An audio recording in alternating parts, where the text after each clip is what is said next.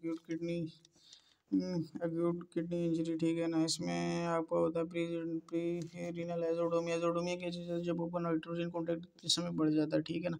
उसमें आपको क्या होता है, हाइपोवोलीमिया हो जाता है, कार्डियक आउटपुट कम हो जाता है, इफेक्टिव सर्कुलेटिंग वॉल्यूम कम हो जाता है, हार्ट फेलियर और लिवर फेलियर हो जाता है। Pathophysiology RBF, renal blood flow कम होगा, जीएफआर कम होगा, रीअब्जॉर्प्शन सोडियम और एच2 की बढ़ जाएगी और यूरिया की बढ़ जाएगी, ठीक है।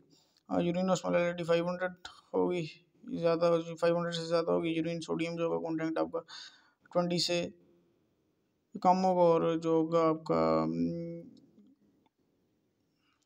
जो सोडियम की फिल्ट्रेशन होगी वो आपकी 1% होगी। सीरम बन जो क्रिटेनाइन है वो आपकी <20 होगी, ठीक है ना। इंटरेस्टिंग में जो होगी इंटरेस्टिंग में ट्यूबुलस जो ट्यूब्यूल्स हैं और इंटरस्टिशियंस हैं, ट्यूब्यूल जो इंटरेस्टिंग रीजन फेलियर में आपकी ट्यूब्यूल और इंटरस्टिशियम इंक्लूड हो गए। एक्यूट ट्यूबुलर नेक्रोसिस हो जाएगी, शीमा और नेफ्रोटॉक्सिन हो जाएंगे, नेफ्रोटॉक्सिन कोई पड़ जाएंगे पीछे से। एक्यूट इंटरस्टिशियल नेफ्राइटिस हो जाएगा, ग्लोमेरुलस एक्यूट ग्लोमेरुलर नेफ्राइटिस हो जाएगा, वास्कुलर में वास्कुलाइटिस हो जाएगी, हाइपरटेंसिव इमरजेंसी टीटीबी हस हो जाएगा उसे। और इन एडियन में आपको जो होता है एक्यूट ट्यूबुलर नेक्रोसिस में आपको पैची नेक्रोसिस आएंगे, debris obstructing tubules and fluid backflow आ गया और रीनल फ्लो इसमें कम हो जाएगा। इसमें जो होगा आपका ओस्मोलैरिटी आपकी होगी वो <350 होगी, ठीक है ना। इसमें <500 होगा। इसमें <40% आपका क्या कहते हैं वो यूरिन एन ए होगा, यूरिन में एन ए की कंटेंट होगी। और फिल्ट्रेशन आपकी जो होगी वो greater than 40% urine N A इसमें, ठीक है ना। और सीरम बन क्रिटेनाइन में आपका <15% होगा। और इसमें जो पोस्ट रीनल एजोडोमिया होगा, इसमें आपका स्टोन्स हो के benign hyperplasia, neoplasm congenital abnormalities हो सकती हैं, हार्ट फ्लो ऑब्स्ट्रक्शन हो सकता है, वेरीज ये सारा वेरीज करते हैं, ठीक है ना। आपको अब एक्यूट इंटरस्टिशियल नेफ्राइटिस में ट्यूबुलो इंटरस्टिशियल नेफ्राइटिस पे कहते हैं, जो ट्यूबल के इंटरस्टिशियल में इन्फ्लेमेशन हो जाती है। और इसमें आपको पाइयूरिया आते हैं, पसल क्लासिकली इसिनोफिल्स आते हैं, और एजोडोमिया आपका नाइट्रोजन जो होता है लेवल वो बढ़ जाता है। और इसकी जो हाइपर सेंसिटिव रिएक्शन भी होते हैं, और वो आपको diuretics एनसेड penicillin derivatives proton palm और इसकी वजह से भी होते हैं। और लेस कॉमनली जो सेकंड डिग्री इसकी काजेज है वो आपको माइकोप्लाज्मा बैक्टीरिया और ऑटोइम्यून डिजीज जैसे सोजनस सिंड्रोम और एसएलई और सार्कोइडोसिस होगा। सोजनस सिंड्रोम में मोस्टली के लिए आपका होते हैं वो जो होते हैं ग्रेनुलोमेट पूरे जिस्म में ग्रेन्यूल्स फैल जाते हैं और ग्रामालोटस कंडीशन होती है। और जो सार्कोइडोसिस में भी आपकी पूरी बॉडी में स्वेलिंग आ जाती है, ठीक है ना। और सिस्टमेटिक लूपस एरिथ्राइटिस में आपका वो भी ऑटोइम्यून डिजीज है, उसमें एंटीजन एंटीबॉडी वो रिएक्शन करके टिश्यू डैमेज कर देते हैं। और इसमें जो होते हैं आपको फीवर होता है, rash, pyuria, haematuria, costovertebral angle, tenderness and can't be asymptomatic, और भी काफ़ी ज़्यादा सिम्टम्स हो सकती हैं। Remember this 5 P's P pain free NSAIDs, आपको डायूरेटिक्स देने पड़ेंगे, एनसेड्स देने पड़ेंगे, पेनिसिलिन एंटीबायोटिक्स देने पड़ेंगे, प्रोटॉन पंप इनहिबिटर्स देना पड़ेगा, और रिफम्पिन और सल्फर ड्रग्स देनी पड़ेगी। ये इसका ट्रीटमेंट है। अब आ गया एक्यूट ट्यूबुलर नेक्रोसिस, ठीक है। एक्यूट ट्यूबुलर नेक्रोसिस में क्या सीन होता है, most common cause of acute kidney injury is hospitalised patient spontaneously resolved in many cases can be fatal especially during the oliguric phase, ठीक है ना। एक्यूट ट्यूबुलर नेक्रोसिस में क्या चीज़ होती है आपकी, इसमें आपको किडनी इंजरी होती है, हॉस्पिटलाइज पेशेंट्स होते हैं मोस्टली इसमें आपका। और ये आपको काफ़ी ज़्यादा नुकसान भी पहुंचा सकती है। और इसमें ओलिगोजूरियस का आपको बिल्कुल पेशाब नहीं आता, ठीक है ना। ओलिगोजूरिया होता है, और आपको जो आपको फिल्टर और जो सोडियम होता है आपका किडनी में वो काफ़ी ज़्यादा रेज होता है, सोडियम का लेवल। किडनी की फाइंडिंग ग्रेनुलर कैस्ट होती है, मल्टी ब्राउन इन अपीयरेंस, ठीक है ना।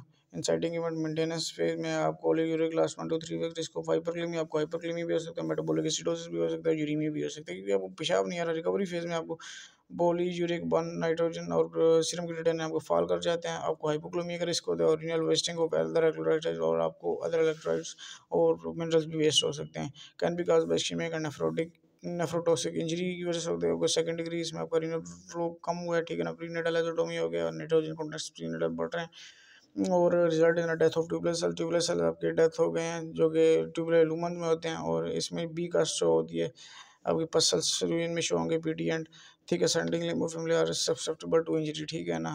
इसमें प्रोक्सिमल ट्यूब्यूल और thick ascending limb of Henle आपकी इंजरी की भी इंजरी शामिल हो सकती है। नेफ्रोटॉक्सिक में सेकंड डिग्री काजेस भी ये है कि आपको टॉक्सिक सल्फामाइनोग्लाइकोसाइड और रेडियो कॉन्ट्रास्ट एजेंट सिप्टोप्लास्ट इथाइन क्लोर मायोग्लोबिनुरिया रेबडोमाइसिस और हीमोग्लोबिनुरिया और PTs are presently subscribe to injury, और ये भी आपके सब्सक्रिप्टेबल इंजरी के काजेस हैं।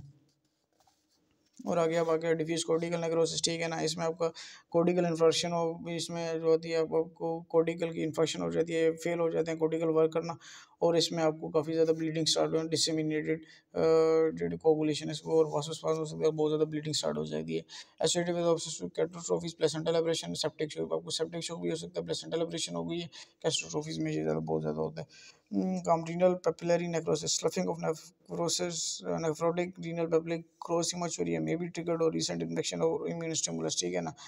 रीनल पेपलरी नेक्रोसिस में आपको स्लफिंग नेक्रोटिक आपका रीनल पेपले ख़राब हो जाता है, ठीक है ना, इसमें आपको ब्लीडिंग होती है, 8 डिग्री काज होती है, ठीक है ना, आरबीसी इसमें शो होते हैं, क्रॉस हिमेचुरिया आपको बहुत ज़्यादा ब्लड आता है, may be triggered by the recent infection and immune stimulus, associated with sickle cell disease, acute pyelonephritis, analgesics आपने दिया, डायबिटिक मेलाइटिस है, और आपको साथ पप्पा विद पेपिलरी न्यूक्लोसिस ये आपका नमूने के ये आप याद कर लेना, ठीक है ना।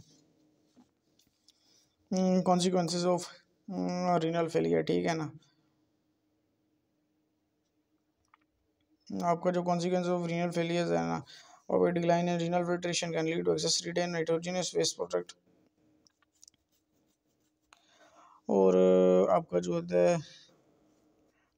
कॉन्सिक्वेंसेज ऑफ रीनल फेलियर, आपको क्या डिक्लाइन इन रीनल क्या कर सकते हो, ठीक है ना, आप अगर रीनल फेलियर हो गया तो उसमें क्या कॉन्सिक्वेंसेज आपने देखने हैं, उसमें ये सीन होता है आपका decline in renal filtration can lead to excess retain nitrogenous waste products and electrolyte disturbance, consequences मैड हंगर, आपको इसमें मेटाबॉलिक एसिडोसिस हो सकता है, मैड हंगर इसका निमोनिक है, ठीक है ना, मेटाबॉलिक एसिडोसिस हो सकता है, डिस्लिपिडीमिया हो सकता है, हाइपोटेशियम हो सकता है, यूरेमिया हो सकता है, हाइपरफॉस्फेटेमिया हो सकता है, ठीक है ना, या पोटेशियम को बोलते हैं, Na प्लस H2 डिटेंशन हो सकता है, एचएफ पल्मोनरी एडिमा हो सकता है, हाइपरटेंशन हो सकती है, growth retardation development and foetal delay हो सकता है, इरिथ्रोपोइटिन डेफिशिएंसी हो सकती है, रीनल ऑस्टियोडिस्ट्रोफी हो सकती है, two forms of renal failure, और इसमें होती है एक्यूट होते हैं और एक क्रोनिक होता है, ठीक है ना, एक्यूट जो होती है वो एक्यूट ट्यूबुलर नेक्रोसिस की वजह से होती है, क्रोनिक जो होती है hypertension diabetic mellitus congenital abnormalities की वजह से होती है, ठीक है, or normally phosphate levels are maintained during the early stage of CKD during the increasing level of fibroblast growth 23 FGF 23 ये फैक्टर्स यार आपने याद कर लेने हैं खुद ही, which promotes renal excretion of the phosphate, जो कि रीनल एक्सक्रीशन को की फॉस्फेट को प्रमोट करते हैं, ये फैक्टर जो है ना 23 FGF इंपॉर्टेंट है। 3 uremia syndrome resulting from the high serum urea can be present in pericarditis, encephalopathy, anorexia, nausea, ठीक है ना, ये सारी सिम्टम्स करते हैं अगर यूरिया बीच में प्रेजेंट हो तो।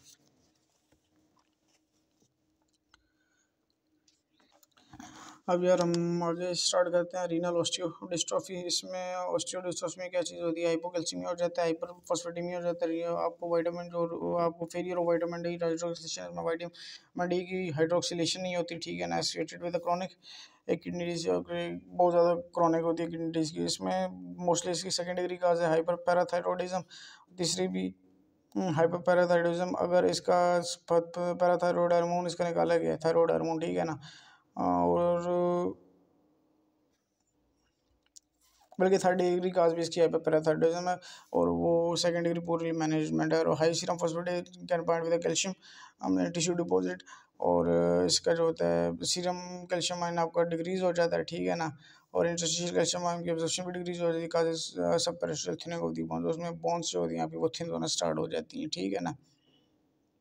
हाइपरपैराथायरॉयडिज्म में आपको ऑस्टियोपोरोसिस हो सकता है, ठीक है, अब आपकी बोन्स क्रैक हो जाएंगी।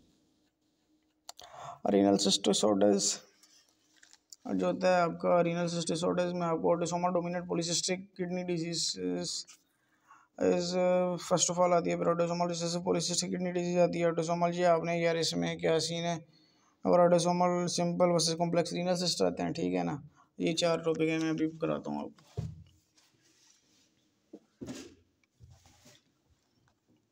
Autosomal dominant polycystic kidney disease, ठीक है ना, numerous cysts in cortical cortex medulla causing the bilateral enlargement of the kidney ultimately destroy the, इसमें जो होता है आपको किडनी का प्रंचेमा डिसीज होते हैं ना, वो आपके डिस्ट्रॉय हो जाते हैं, ठीक है ना, आपकी कोर्टेक्स और मेडुला में किस्ट बन जाते हैं, ठीक है, सिस्ट बन जाते हैं, और इसमें और present with flank pain imagery आपको, और इसमें एक आश नज़र आती है, इसमें आरबीसीज आपको नज़र आते हैं, ठीक है, और इसमें आपको फ्लैंक पेन होता है, बैक में पेन होता है, इमर्जरी होता है, हाइपरटेंशन आपको बढ़ जाती है, infection progression renal failure 50% of visual, इसमें म्यूटेशन जो होती है वो PKD1 में म्यूटेशन होती है 85% इन केसेस ऑफ क्रोमोसोम 16 में PKD1 में आपको म्यूटेशन होगी, ठीक है ना, PKD2 में 15% केसेस होते हैं उसमें क्रोमोसोम 4 में म्यूटेशन होती है, complication include chronic kidney disease and hypertension, cause by the renin production, ठीक है ना। और इसमें आपको रेनन प्रोडक्शन इंक्रीज हो जाती है। Associated with berry aneurysm, mitral valve prolapse, mitral valve prolapse भी हो सकते हैं, कार्डियोवास्कुलर प्रॉब्लम भी हो सकते हैं, लिवर प्रॉब्लम भी हो सकते हैं, हेपेटिक मिसिस भी बन सकता है, डायबिटिकुलोसिस, ठीक है, ये भी हो सकता है। ट्रीटमेंट ऑफ हाइपरटेंशन और proteinuria develop treat with ACB inhibitors और एआरबीज। अगर आपको हाइपरटेंशन प्रोटीनूरिया के साथ डेवलप हो गया तो फिर एसीबी इनहिबिटर्स और एआरबीज आप यूज़ करें, ठीक है ना। और इसमें आप ऑटोसोमल रिसेसिव पॉलीसिस्टिक किडनी, इसमें आपको पे कि HD1 इनकोडिंग फाइब्रोसिस्टिन, इसमें म्यूटेशन होती है, और cystic dilatation of collecting beta, जिसमें आपको WBC नजर आएंगे, ठीक है ना, white blood cell often present and inefficacy with the prenatal ultrasound, ये आपको प्रीनेटल अल्ट्रासाउंड में दिख भी जाता है। और कॉन्जेनिटल हाइपरटिक फाइब्रोसिस, और ये कॉन्जेनिटल हाइपरटिक फाइब्रोसिस की काज बनता है, ठीक है ना। Significant oliguric renal failure in utero can lead to Potter sequence, और ये